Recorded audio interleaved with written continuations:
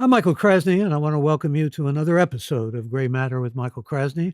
It's a weekly podcast of deep dive interviews with national and international authors, journalists, tech and business experts, artists, scientists, entertainers, and opinion shapers. And you can become a member of this podcast simply by going to graymatter.show, and that's gray with an E.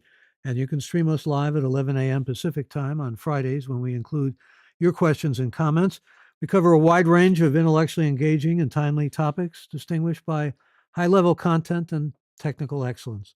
In this episode, we welcome Frank Bruni, who is a contributing opinion writer for the New York Times and a Times newsletter writer who is the paper's chief restaurant critic as well as its movie critic. He presently is professor of journalism and public policy at Duke University and is the author of 5 books, including The Beauty of Dusk, Mortal Secrets, Where You Go Is Not Who You'll Be, Born Round, and most recently, The Age of Grievance.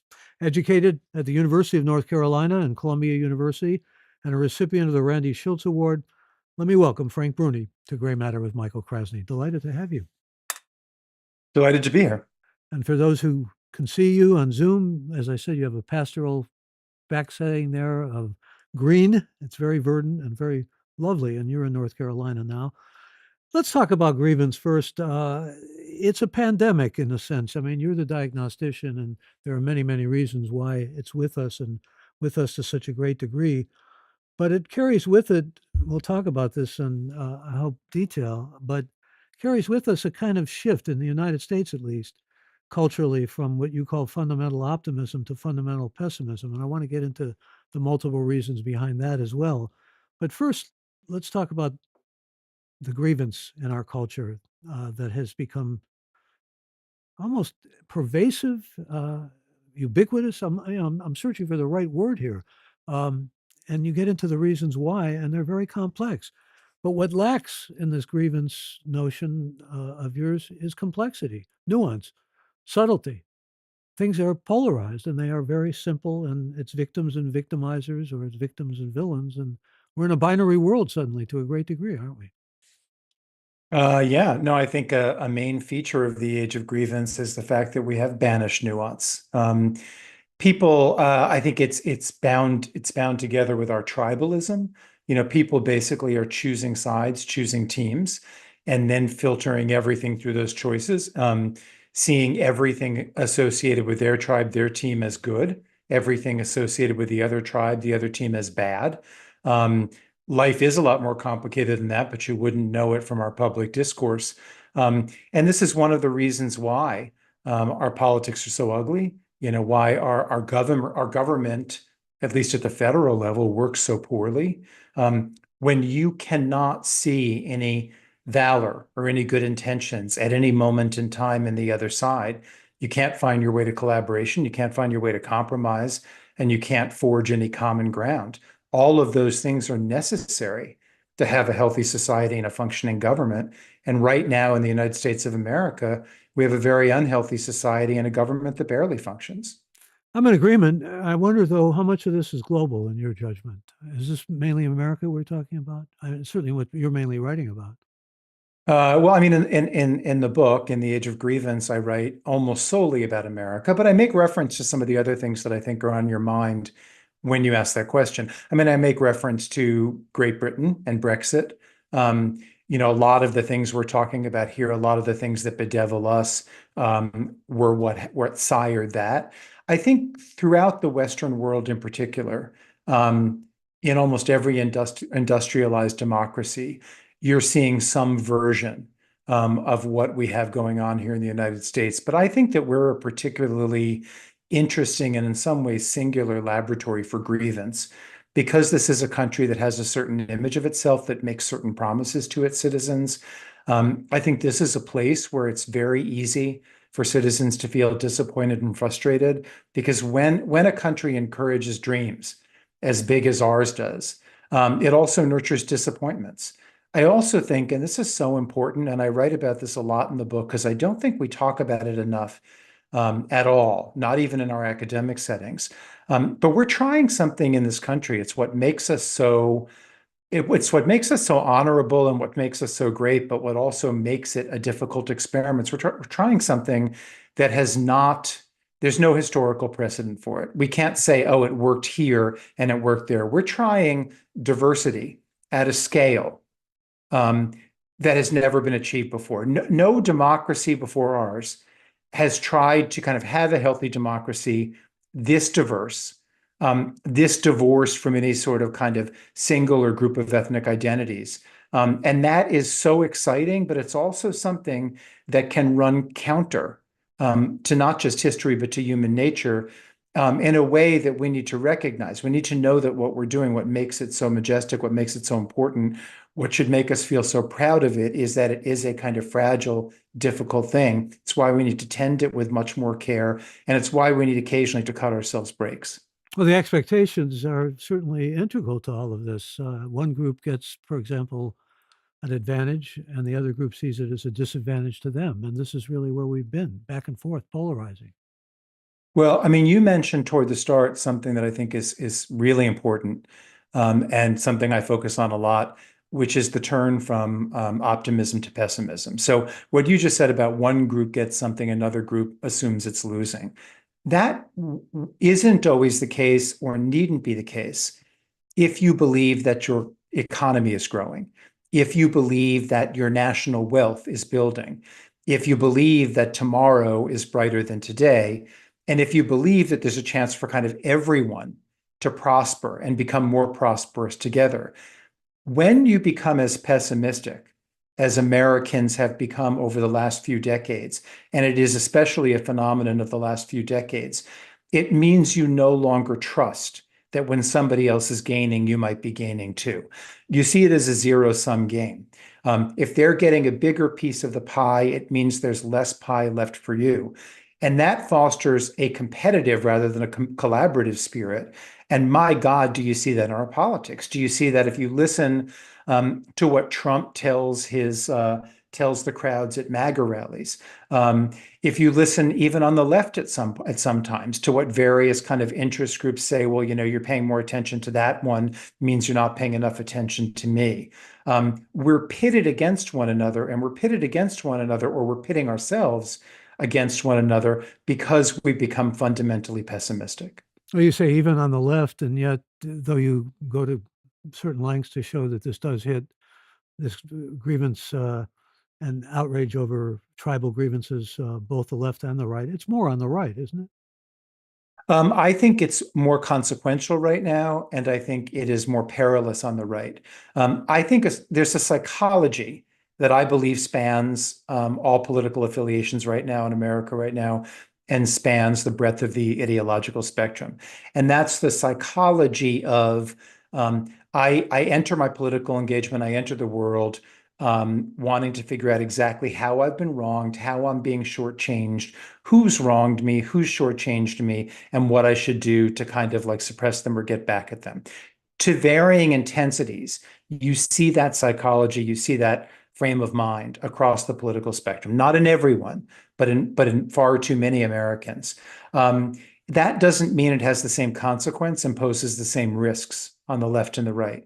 It is on the right that you have profound and pervasive election denialism, right? Which kind of shakes the very foundations of democracy. It's on the right that we've seen more instances, and we see more instances of organized political violence. So one has to be careful. There's no equivalence here, and it's not a kind of both sidesism, but we're lying to ourselves if we say that the sort of cult of victimization that we see in the MAGA movement doesn't exist on the left as well. It does.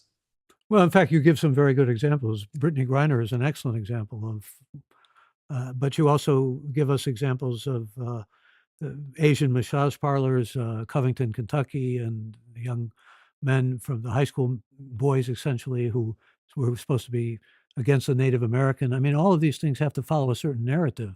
That's where we get into these problems, whether it's the left or the right. It's an ism and an Well, ideology. yeah. Identity politics often, really. Yeah.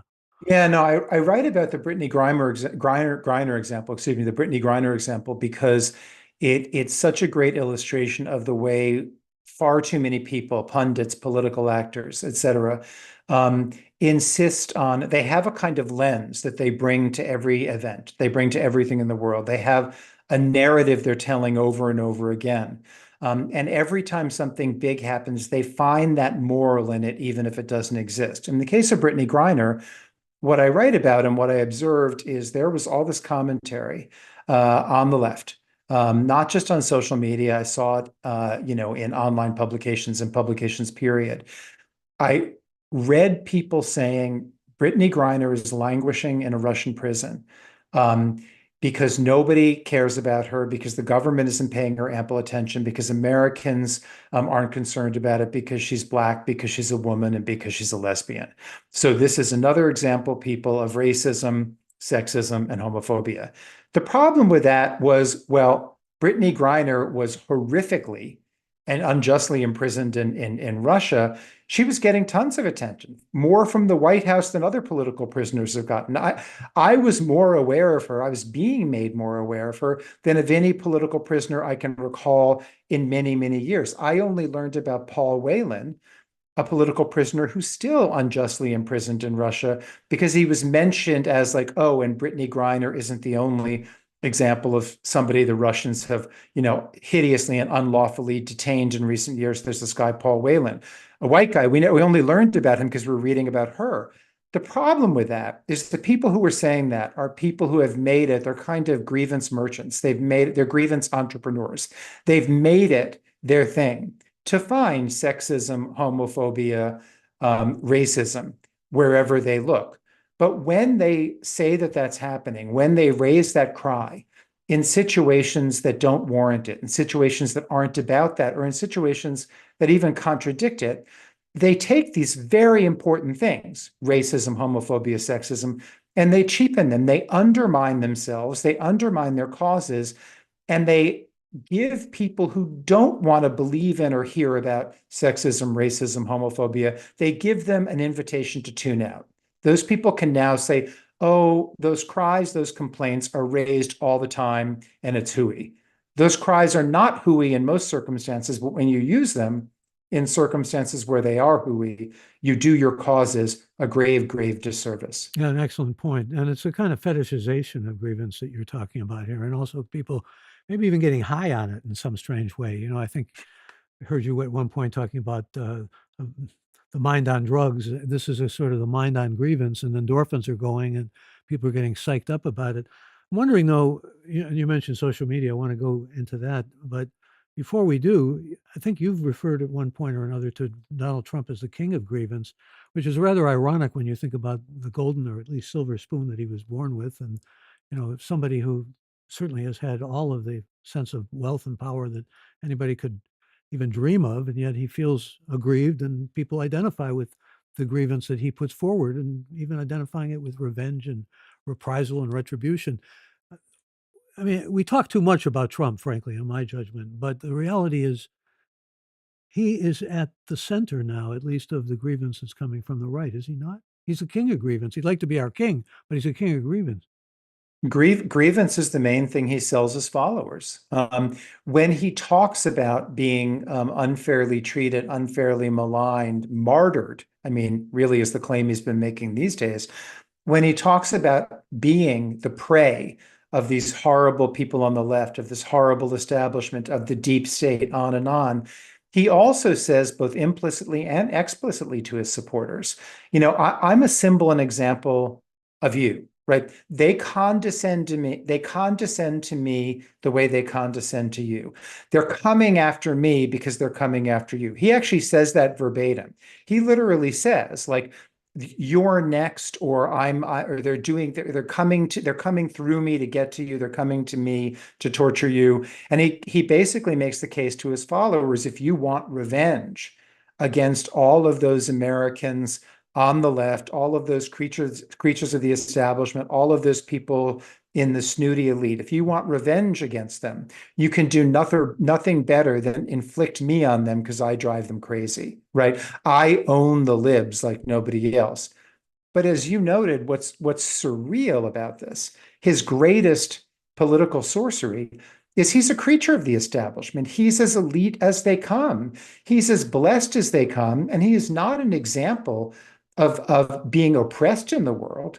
He's an example of being advantaged and taking and benefiting from those advantages, and climbing to the very pinnacles of wealth and power, even though he has even though it's very much debatable whether he warrants either. Yeah, how did this man become Huey Long in of our era? I mean, it remains a mystery, an enigma to me. But he's a good salesman. That's really so much of what he's all about. Talk about selling. I mean, you mentioned social media, and social media. We did a podcast. I think I mentioned to you with Brett Stevens, and he says it should be called anti-social media. I mean, it's exacerbated so much of what we're talking about and made it even worse, much worse, and makes it worse all the time. It has made things worse in so many ways. And of course, it's so sad because social media, when it first came along, it was the great promise of connectedness that became the great curse of disconnectedness. Social media allows people as nothing before in our history, in the history of the world, in American history.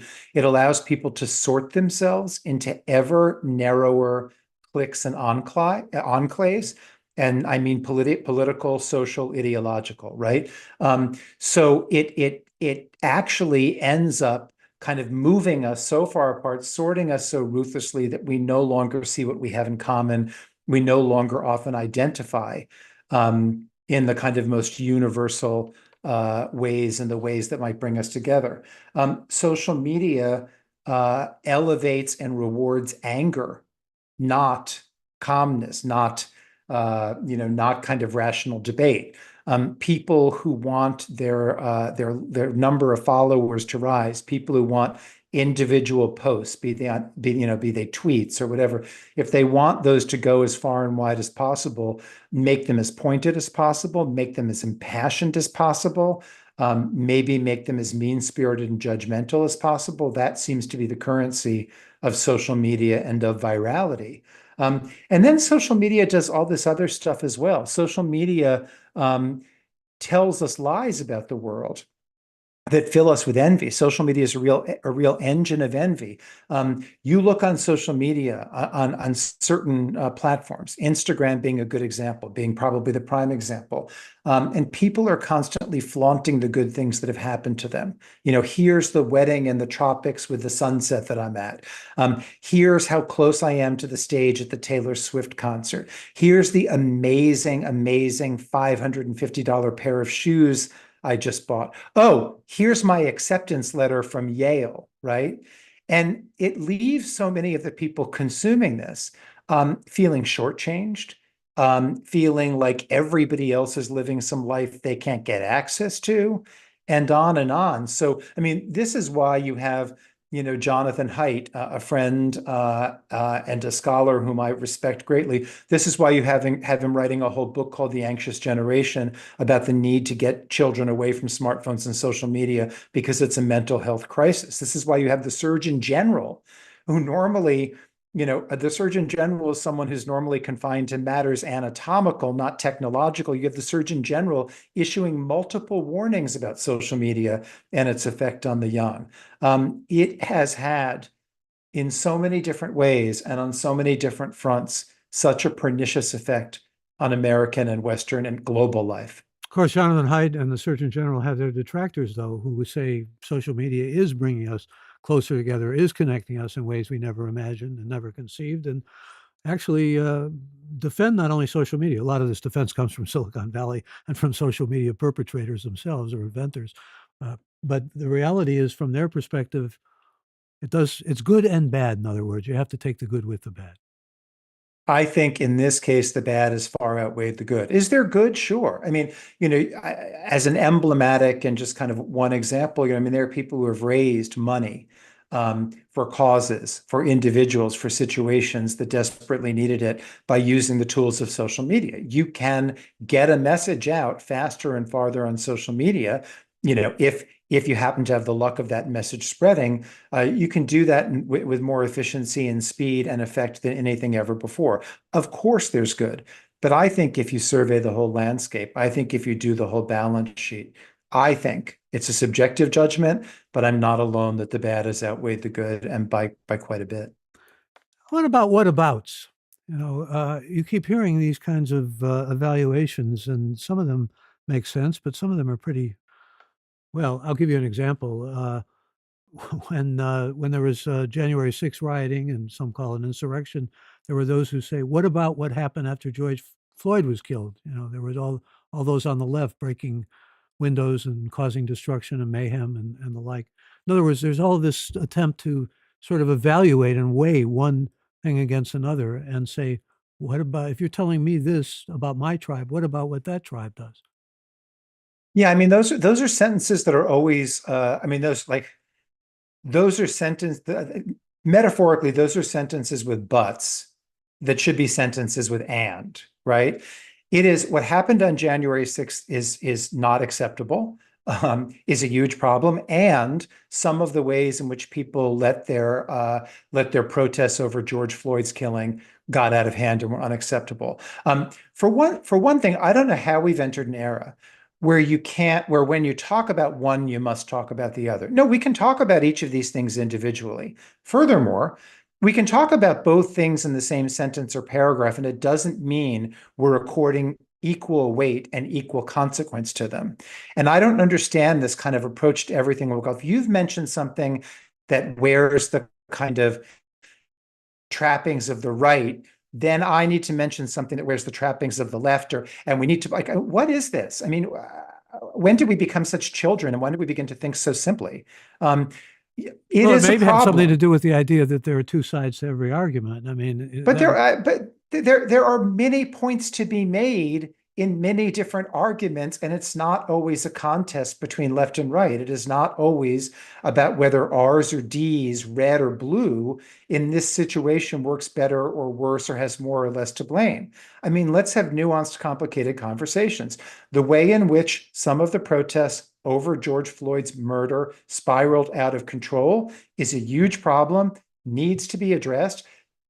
Deserved condemnation, deserved action. Okay, period. New paragraph. What happened on January 6th is absolutely unacceptable in its own ways and in different ways, and we need to talk about and attend to that. Okay? I'm not equating the two. I think we can actually talk about either at any given moment in time, and I just don't understand this constant contest. Question from Reed, one of our regular listeners, wants to know: Has grievance pervaded our highest court in the country? And if so, what does that portend? Uh, it's a great question slash observation. Um, and as you know, because you took a look at the book, in the very first pages of the book, I make the point that grievance has gone so far and so wide that I, in fact, have about 2 or 3 pages right at the start of the book about the Supreme Court. Um, and I actually quote my colleague and dear friend Maureen Dowd, who, not knowing that I was putting the finishing touches on a book called The Age of Grievance, wrote in one of her columns that the Supreme Court had become one of the most astonishing collection of grievances, in jurisprudential history or something like that. I don't have her exact, but yes, I mean, you have Clarence Thomas nursing the grievances initially of his confirmation hearing. You have his wife, Ginny Thomas, who I find to be one of the absolutely most befuddling characters in American history. She's writing, and I quote them in the book, she's writing these text messages with capital letters and exclamation points to Mark Meadows, when he's in the White House, saying, we have to prevent this unbelievable theft of the American, and her text messages are just steeped in a sense of victimization and marginalization. And it's like, wait a second. You've had 4 years of Republican rule. Your husband has a lifetime appointment to the Supreme Court. Would you please explain to me what is so oppressed and horrible about your lot in life? Right. But yes, I mean, we're seeing people at the very pinnacles of privilege. And it's not just the Supreme Court, it's Will Smith at the Oscars. We're seeing people at the very pinnacle of privileges cry, woe is me, woe is us, because they correctly understand that society is such now that nobody is moved by any claim, such as the claim of, I am oppressed, even if there's nothing about your life that carries a whiff of oppression.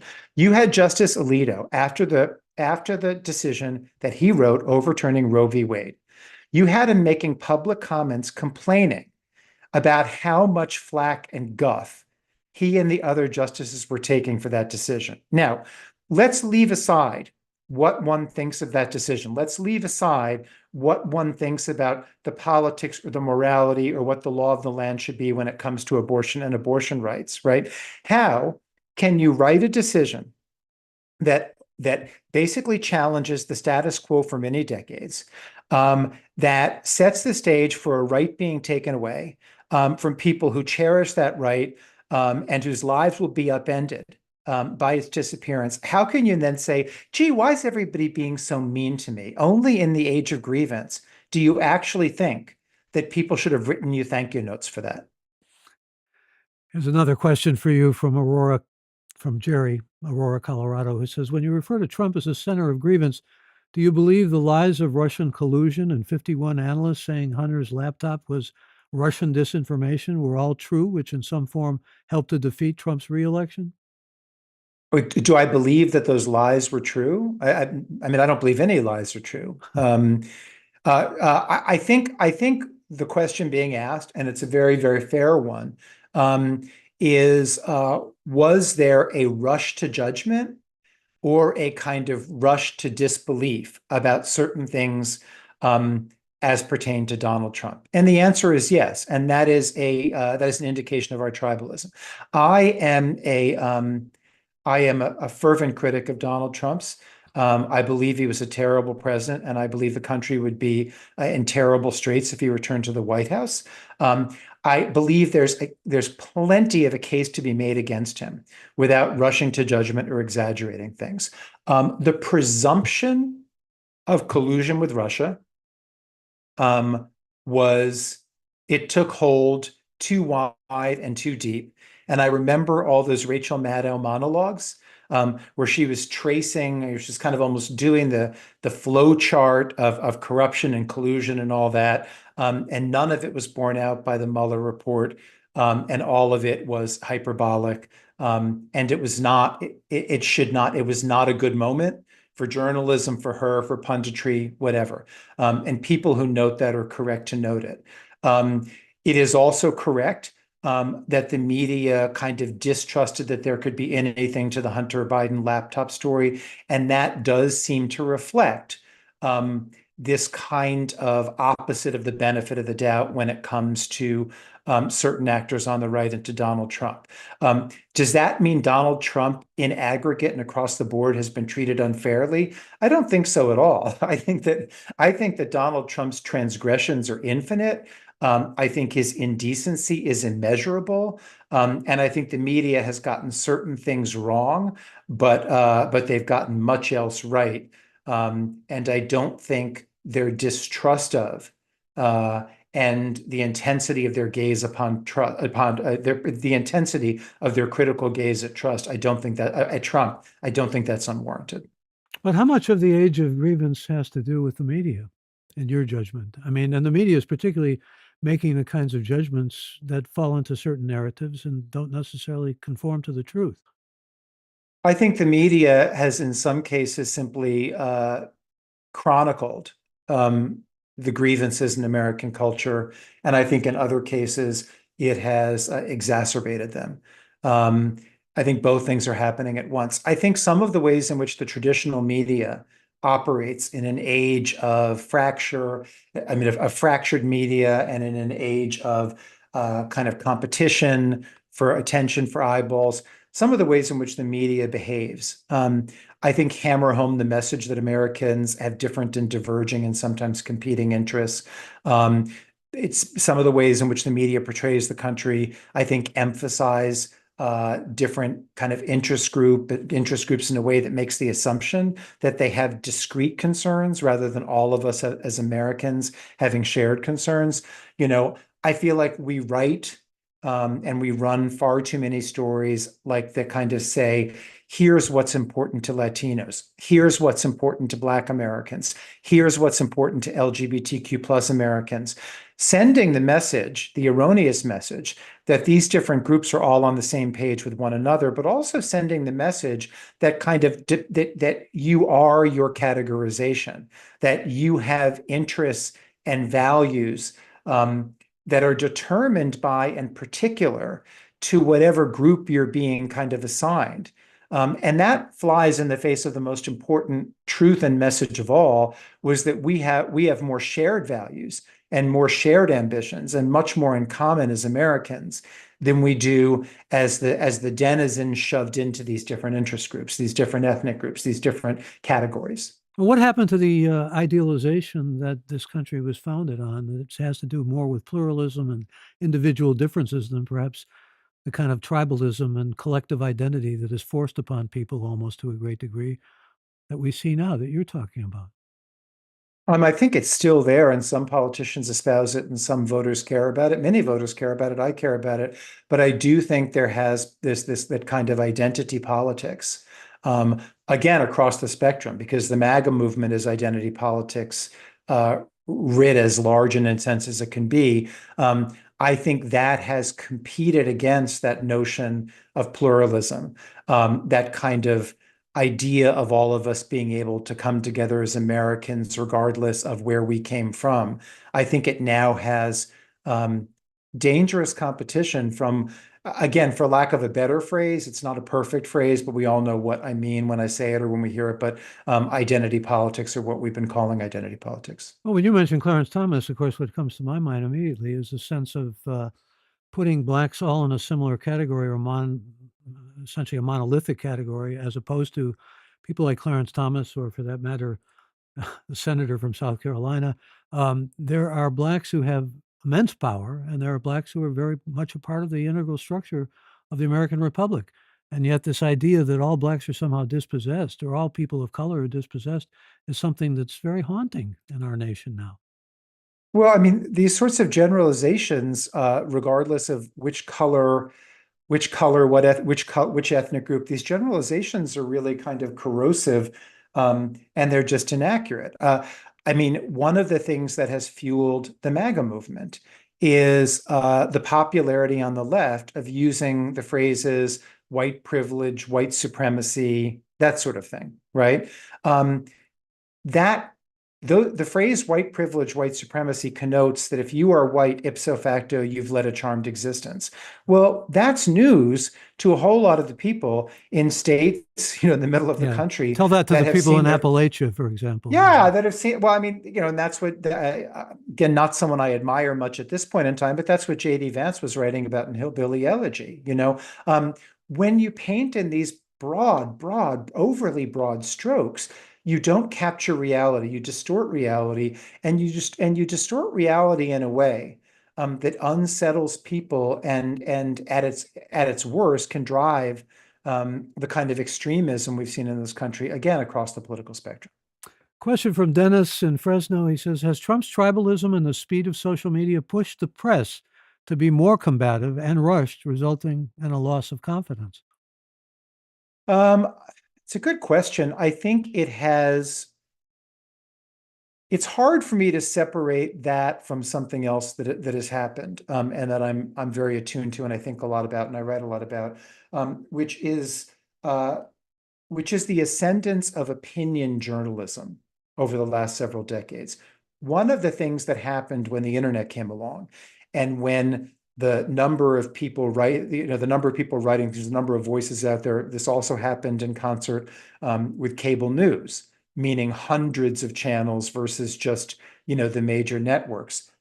With all of these voices, with all of these outlets competing against one another, people began to, a lot of media organizations, either all they did was opinion, or if they were different kinds of media organizations like the Times, they ended up expanding their opinion operations, because in a new media landscape where it was hard to be heard, hard to be seen, it turned out that opinion was very popular with consumers and was one of the ways in which you could better compete.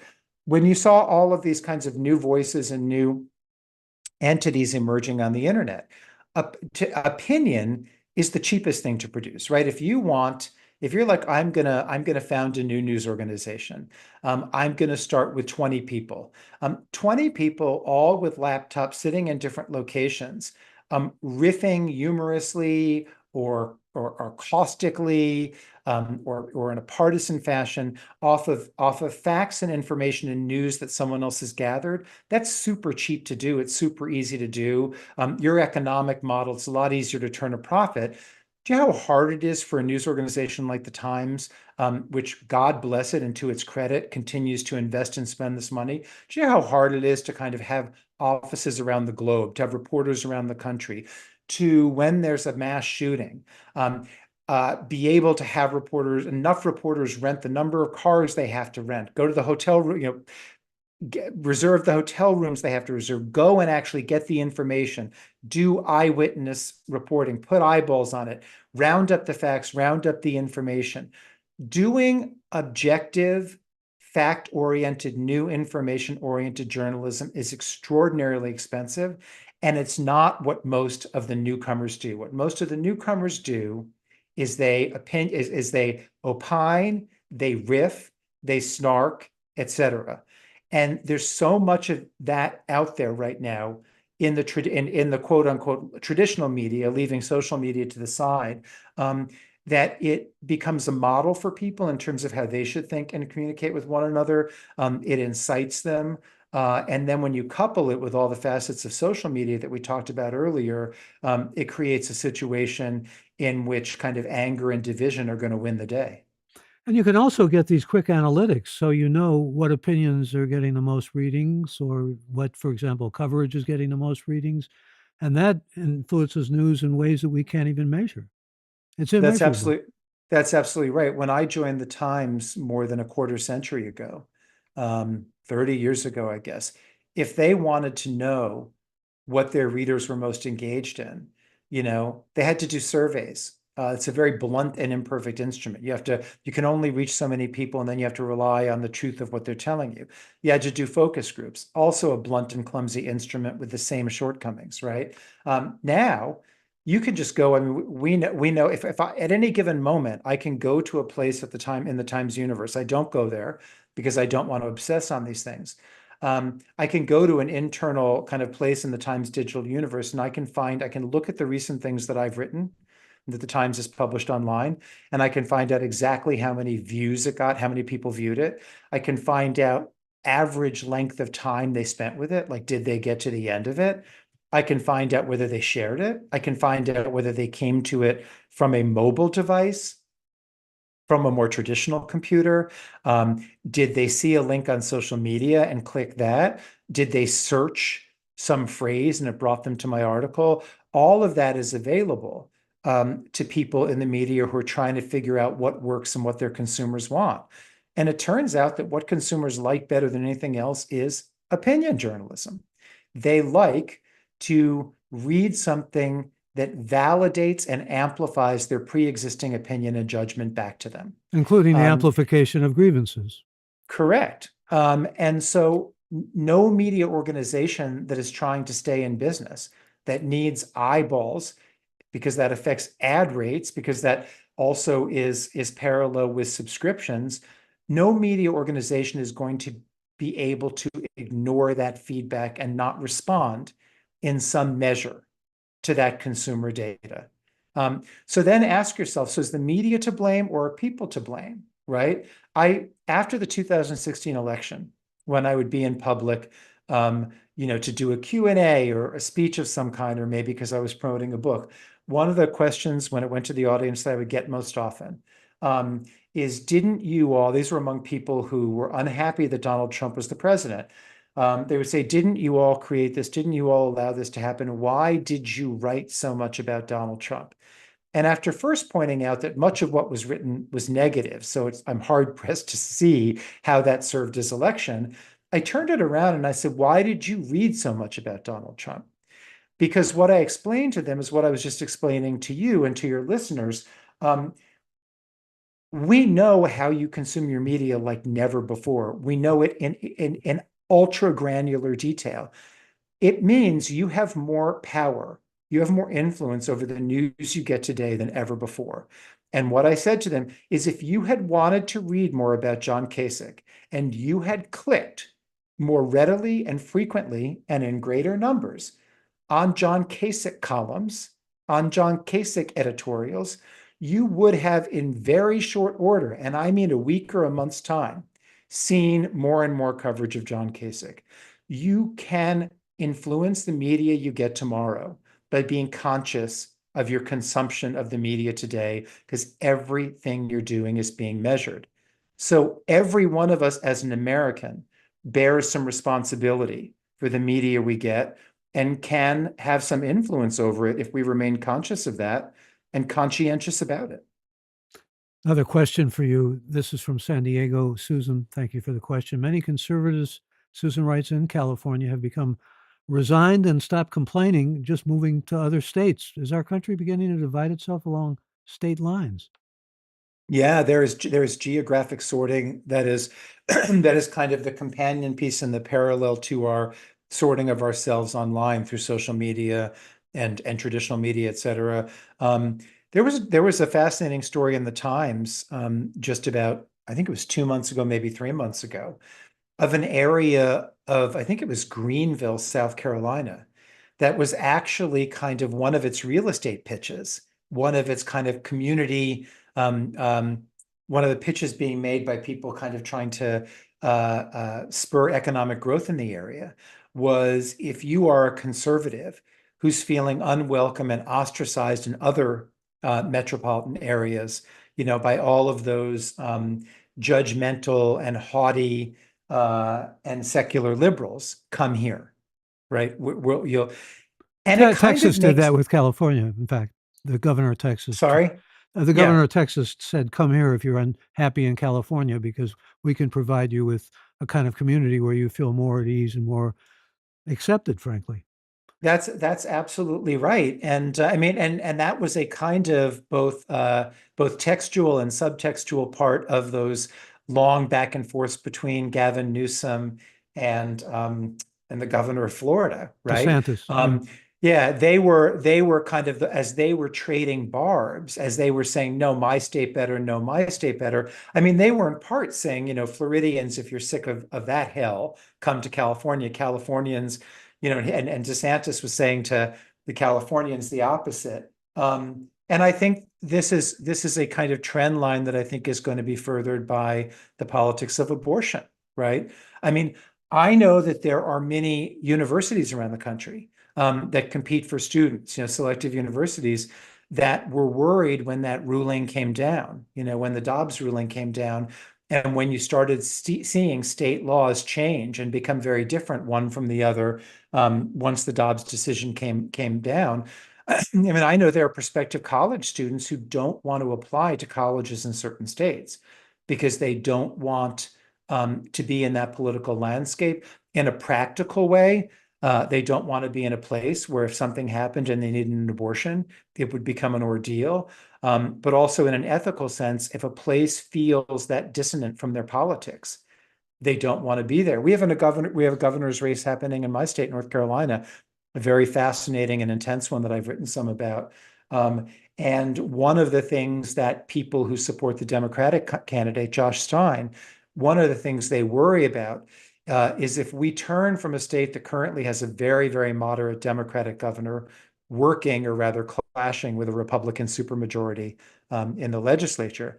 If we turn from that to a state with a MAGA Republican governor, um, with a supermajority in the Republican legislature, we will lose business. Companies that have expanded into the state to take advantage of a very educated workforce, companies like Google, et cetera, they will no longer want to do business in North Carolina because they will assume that it will be harder to attract talented, educated young people because they won't want to live in a state that has this sort of regressive versus progressive aura.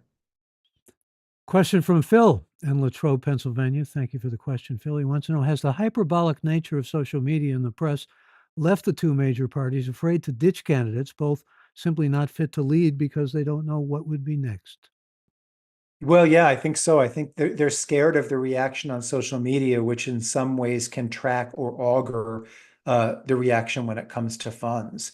Um, I think what's behind that question, the kind of larger and very correct observation behind that question, is that we're in an era where the most provocative actions and the loudest voices prevail. Um, and they do that in part by scaring everyone. And yes, your listener who asked that question is observing that on social media. But I think it's not a phenomenon confined to social media. In that sense, I think social media is sort of a kind of petri dish, or to use a different metaphor, a mirror. And what to me is so frustrating, even tragic about it, is I still do believe um, that there is an enormous center in this country. And I don't mean dead center, but I think if you put together um, the people who may have conservative values or traditionally Republican values, it's hard to come up with labels these days because there's many ways in which Trumpism and the MAGA movement are not conservative at all. So the labels have become less perfect than ever. But I believe that there are many people who are fundamentally conservative, or for whatever it means 20 years ago now, they're different Republican in their orientation, and many people who are fundamentally liberal or democratic in their orientation.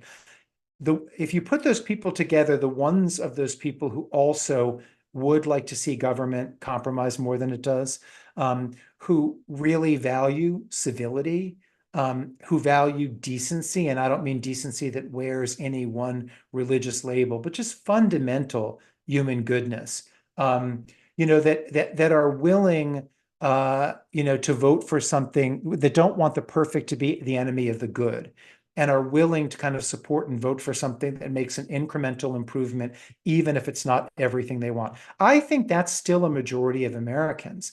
But I don't think by the time we get to general elections, they get to vote for the candidates who actually kind of speak to that Which impulse. We is have a why prime. you want to change the primary system, basically, isn't it? Absolutely. I want to see us have more open primaries. I want to see us have more nonpartisan primaries. I want to see us have ranked choice voting. If you put all of that stuff together, it becomes all those things together, working together, those ingredients, it becomes a recipe for moderation. I believe in moderation. I don't believe moderation equals a deficit of conviction or a shortfall of passion. I think it equals realism, and I think it's the way a diverse society hangs together. I don't expect the world to conform to my precise desires. I don't expect it to look like exactly the way I would construct it if I had my way, because I recognize that I belong to a diverse society, diverse in every way, including ideology. Um, and I recognize that the health and the vibrancy and the contentment of that society and the stability of that society, above all, matters more than my individual wants and whims.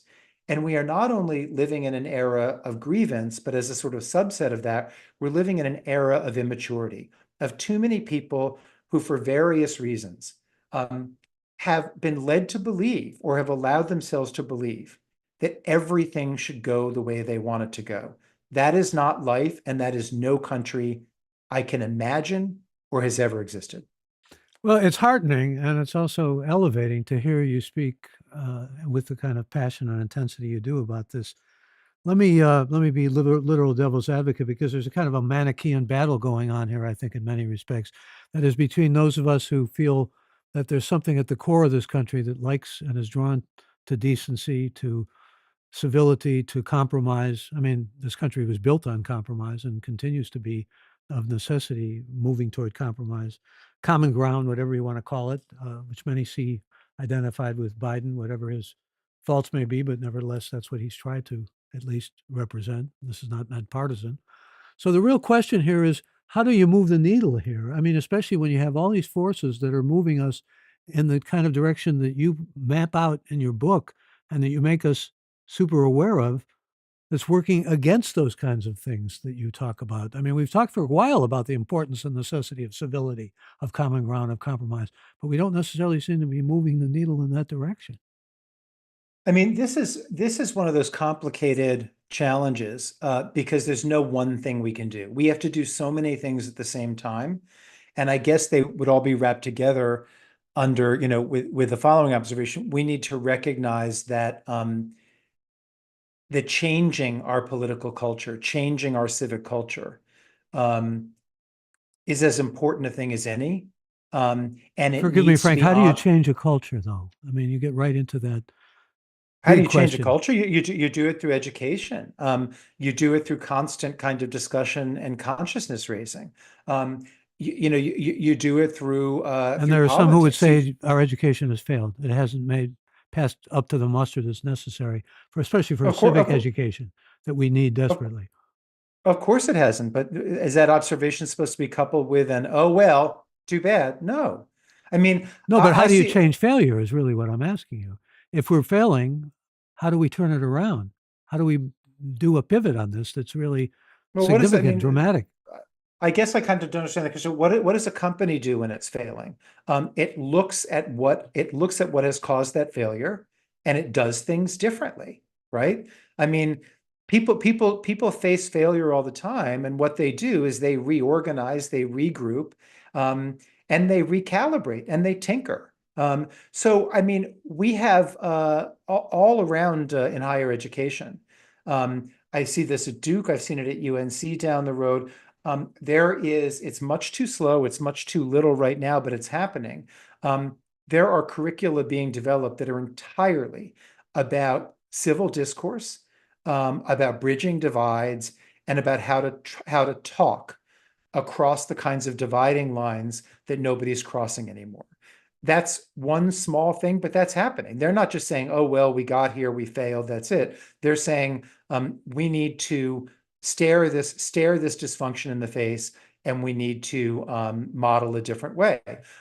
Political parties can start to cultivate and try to elevate different kinds of candidates than they have. We talked about different sorts of political reforms before, how we could change the different states can change the rules of primaries and such. Um, we can make a much more concerted effort to end gerrymandering in those states where it's a problem. It's not a problem in every state, and sometimes the way in which it's gone down in some states is exaggerated, but it's a huge problem in my state of North Carolina. There was again, to go to the Times, just because it's the publication um, where I spend the most time reading because I'm affiliated with it and I work there. There was a fantastic story a couple months ago about all the things that citizen initiatives, citizen groups, citizen activists did in Michigan um, to reform things that were going on in that state that were essentially rewarding minority rule, right? Um, and because they banded together, because they were smart about it, because were impassioned, and because they were stubborn, they changed a whole bunch in Michigan that people thought, oh, well, we can't change this. You can always make things better, but you just have to be willing. You have to be willing for starters to try. And you have to galvanize the public. And what you say is very constructive and positive and certainly gives a good deal of hope. I wonder, though, when I talk about changing culture or the failure of our education, what you make of the increase through the years in school shootings. That comes out of a grievance, too, I think, out of young people feeling aggrieved. And I mean, there are many reasons, and a lot of it has to do with pathology, probably, and guns. But there are young people who feel they're aggrieved, and this is the way they take out their grievance. They go into school and they shoot. That's Well, changing the culture, isn't it? I To, think when we're talking about school shootings, the kind of mass school shootings that you're mentioning, I mean, that is I think, less a phenomenon of grievance than it is a pathology. I mean, you're talking there like the kind of grievance that I'm talking about that breeds political paralysis, that breeds just kind of hideous treatment of one of us to the other, in various facets of society, from the kind of grocery store to the school board meeting. I think when someone picks up a gun and attaches a high capacity clip to it, and begins shooting and commits mass murder, that is kind of mental illness and stuff beyond the grievance that I'm writing about, that escalates frustrations to homicide. and really irrelevant to the culture. I don't think it's irrelevant to I think what's very relevant to the culture, well, there are a couple of things that are relevant there that, again, I think that are not at the heart of the age of grievance. We fetishize violence. We numb people to the effects of violence. We make firearms way too easy and available to get. We fetishize the Second Amendment as if it was written in an era that could have possibly imagined the artillery and the hardware available people today. There are a lot of larger lessons in mass school shootings, but I don't think grievance is near the top of that list. Well, where does humility come into all of this? I mean, you write about it. You wrote about it in your memoir, especially coming into a greater sense of humility with what you went through, which was, all the blindness, really. I mean, and the pain of all of that, and the necessity for resilience and necessity for humility comes across very strongly in ways that are quite poignant. But I'm wondering, how you can engender greater humility in our citizenry. I mean, I think that how do you engender greater humility? In part by each of us who realizes the importance of it, um, actually kind of promoting it is the wrong verb, but it's something parents need to talk about with children. It's something our political leaders need to talk about when they are promoting different values and extolling different values. I mean, we've had a generation of child rearing. Um, where that I mean these are cliches, but these cliches do strike at something real, where we've uh, handed out participation trophies, done away with valedictorians, done all this stuff that have sent the message that nobody should ever feel bad and everybody should be a winner, and everybody's great and whatever. I think self-esteem is a wonderful thing, but I think it's just as important to say, yeah, yes, yourself is important, but self is a part of something larger. The entire last chapter of The Age of Grievance is devoted to humility. I call it the antidote. And what I mean by that is what I said before. We all need to get back to the recognition um, that our welfare is bound together with communal welfare. That individual liberty is absolutely sacred, but so is societal stability. So is the common good, right? We need to stop brattily thinking that everything should go our way. That's unhumble. Um, I mentioned January 6th, which we talked about earlier in our conversation, and I say that was many things. That was violent, savage, frenzied. It was above all unhumble. Why was it unhumble? Because the people who stormed the Capitol, they either could not believe that the majority of their fellow Americans would possibly make a political decision that contradicted theirs. If they could not believe that, that is transcendently, titanically, pathologically unhumble, or they believed that if their fellow citizens had made a different decision, then it was a terrible decision and it was up to them who knew better to reverse it and save everybody else from the folly of their ways. Again, transcendently, titanically, ruinously unhumble.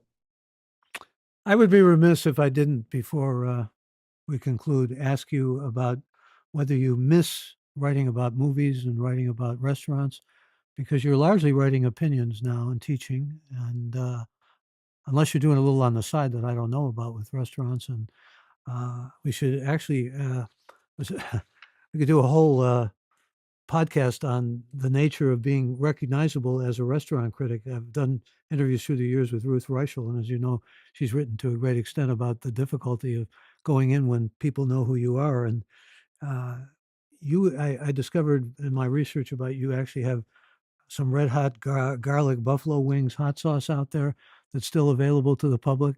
I mean, you've done many things in the culinary world, is really what I'm saying, and many things in terms of gauging and assessing cinema. You miss them? You're writing mostly about politics now. I don't miss reviewing restaurants because it is much easier to casually and in a relaxed fashion enjoy a restaurant if you're not taking notes on the food and trying to figure out exactly how many stars it deserves and how you're going to render your criticism. It can be a mixed blessing to take something you love, be it restaurants, be it, if you're a dance critic, dance, it can be a mixed blessing to take something you love and turn it into an occupation, because it never allows you for the duration of the time you're doing it, you don't get to enjoy it in as carefree a way as you might like to. So I am very happy with being a post-restaurant critic rather than a current restaurant critic. And happy being a journalism teacher as well. I was wondering, just a thought I had. Does it? You have a Randy Schultz Award. I actually got an award I'm very proud of from the National Gay and Lesbian Professional Journalists Association. And there's something. I'm not gay, but there's something about being gay which gives you a certain advantage with students, doesn't it? I don't know what the advantage would be. Well, you're Um, a member of an oppressed group. I mean, well, I guess it's, I mean, I don't make a big deal of my sexual orientation with my students, but I suppose it's possible that the ones that kind of see the world in terms of marginalized groups and who can understand being othered and being an outsider and who can't. I suppose it's possible that they look at me as someone who would have some kind of refined empathy or sympathies in that regard. But I don't know. I've never explored that with them, and I just kind of I don't lead with my with anything like sexual orientation or any identity group stuff. well, did you have any thoughts about Seinfeld before we conclude and his appearance at Duke University, talking about why can't people take comedians less seriously to some degree? Was his Well, message? my main thought about Seinfeld is, yeah, he gave the commencement speech at Duke, and it was a thought about how the media can sometimes send portraits of divisiveness, of division, that are exaggerated in a way that's not really good. A lot of them, I saw a lot of media immediately, like before, I mean, almost from the moment that commencement speech ended, and it suggested that there was this big, messy, horrible walkout and protest of his commencement speech. A tiny, teeny number of students stood up to protest. A tiny, teeny number of students walked out, and the whole thing was over in the blink of an eye. But because it was Jerry Seinfeld, because there was so much focus at that time on campus unrest, we'd had all the stuff at Columbia, we'd had the university presidents testifying in front of Congress. What happened at Duke, which was just such a blip and just kind of so not cataclysmic, got folded into that narrative. It got exaggerated, and it's one of the ways in which the media really has to be more careful. Um, a minority of college students set up encampments at schools. A minority of them took over buildings like at Columbia. And there are times when if you were reading major newspapers, if you were watching CNN and MSNBC, you could have believed much differently.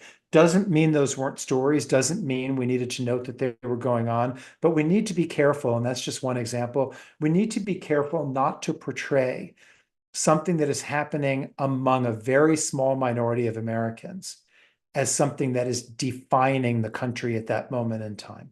Does that apply to things like campus concern about trigger warnings and keeping students safe and all of that that we keep reading about in the media?